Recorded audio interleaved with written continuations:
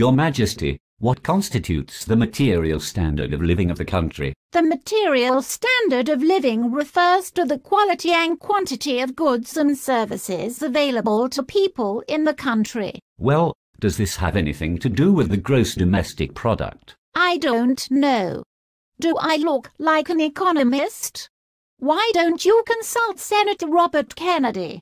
I hear that in 1968, he gave a critique of this gross domestic product you speak of. Okay, I shall do just that. Farewell, peasant. What's up, Senator Kennedy? Did you know that the gross domestic product does not allow for the health of our children, the quality of their education, or the joy of their play? Excuse me, dude. It does not include... Oh? What do you want? Could you tell me how the gross domestic product is related to the country's material standard of living? Let me see. The gross domestic product measures the total quantity of goods and services produced in an economy. When the gross domestic product is calculated in relation to the population of a country, one speaks of the average GDP per capita.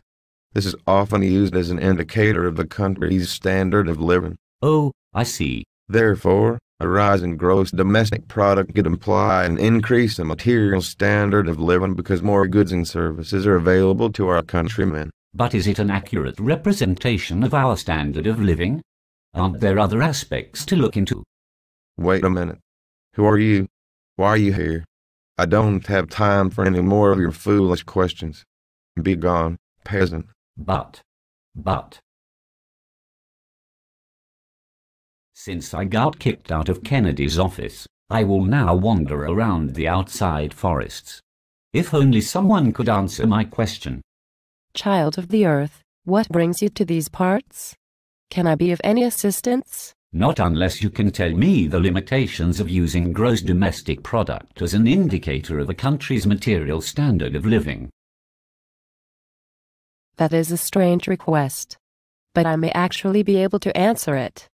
The gross domestic product alone is not sufficient in determining a rising material standard of living, as there is a need to consider changes in population. Wow, you could give Kennedy a run for his money. You amuse me so. Like I was saying, if the gross domestic product of a country increases by 5%, but its population increases by 10% for the year, then the amount of goods and services available to each person in society may actually be less. This leads to a fall in standard of living rather than an increase, as would be indicated by the increase in GDP. As such, GDP per capita would be more relevant in reflecting standard of living. Finally, someone has shown me the way. Thank you, Forest Woman, for answering my question. Are you happy now, Bernice, Ghislaine, and Lena? I finally answered your question. That's all. Goodbye. Have you